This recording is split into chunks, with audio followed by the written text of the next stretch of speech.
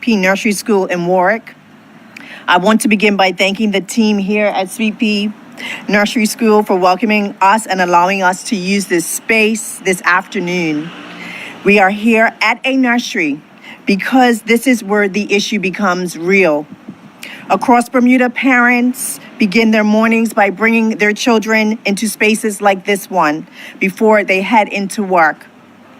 They leave them with people that they trust, in places where children can learn, play, develop routines, build confidence, and begin forming social skills that will carry them forward. For many families, child care makes the working day possible. It allows parents to earn a living, keep their employment, support their households, and provide stability for their children. At the same time, child care has become one of the highest monthly costs for many young families.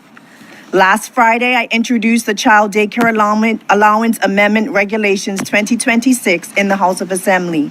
Today, I want to explain that purpose of those amendments, the families they are intended to support, and the practical relief they can provide. The operational date is the 1st of September this year. The challenge before many families is clear. A household may already be paying rent, electricity, groceries, transportation, healthcare costs, and all other expenses that come with raising a family in Bermuda. In some cases, rent alone may be around $2,300 per month. On top of that, there is child care for one child under the age of 4 can cost approximately $1,400 or more per month. For a family with 2 children in daycare at the same time, the pressure can be very serious. The second child care bill can change the entire household budget. Parents have spoken out about the pressure. Families have had to make difficult decisions. Some rely heavily on relatives because formal childcare is too expensive. The government has listened to those concerns, and this amendment is a practical response. The Child Daycare Allowance Program already provides support based on household income. That income-based structure will continue because the assistance must remain targeted and fair. There are 3 income categories. The first category covers households earning up to $65,000 a year. The second category covers households earning from $65,001 to $97,000 a year. The third category covers households earning from $97,001 to $130,000 a year. The additional support is aimed at families in income groups who have more than one eligible child in daycare at the same time. For the first eligible child, the maximum monthly allowance stays at $900. $700 or $500 depending on the household income. The additional support starts with the second eligible child. For that child, the maximum monthly allowance would increase to $1,275. $1,225 or $1,175 depending on the household income category.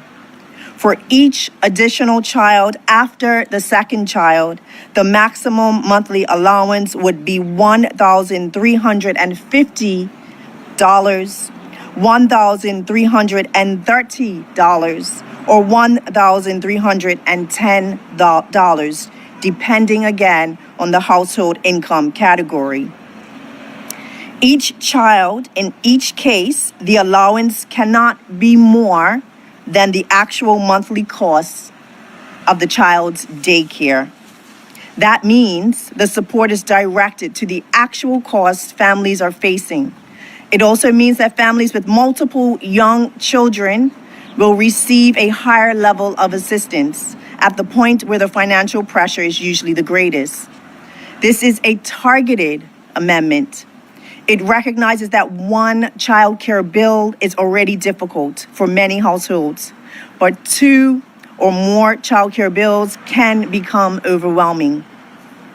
On International Day of Families in May, I spoke about the way inequality can show up in the daily life of households.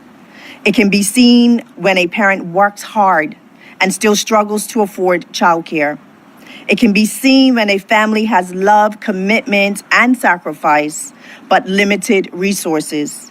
And it can be seen when a child's opportunities are affected by pressures outside that child's control. Those realities guide the work of this ministry.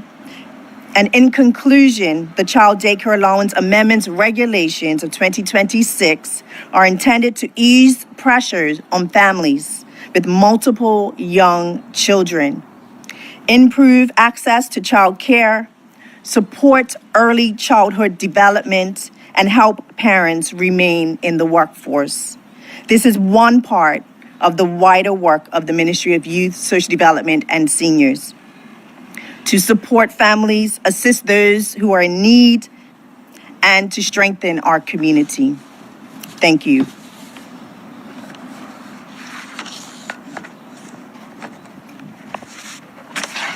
So thank you, Minister Furbert, for your briefing. We have a question now from the Royal Gazette.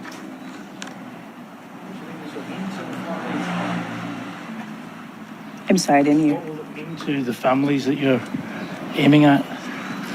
It will mean a great deal to families, particularly those families who are struggling to balance household expenses, such as rent, such as electricity, such as groceries. There have been many families that have come forward to say, you know, with the increase in children that you have, there are increased costs associated with this and with childcare costs. And so it will put some money back into the pockets of families so that they can allocate those funds to other expenses in their household. As you said, keep them working as well. And keep them working, yeah, so that they don't have to stay home to take care of their children because they can't afford childcare. Thank you. Well, if that is all in terms of remarks, thank you, Minister. That concludes today's briefing. Thank you. Bermuda Live on YouTube. Subscribe now.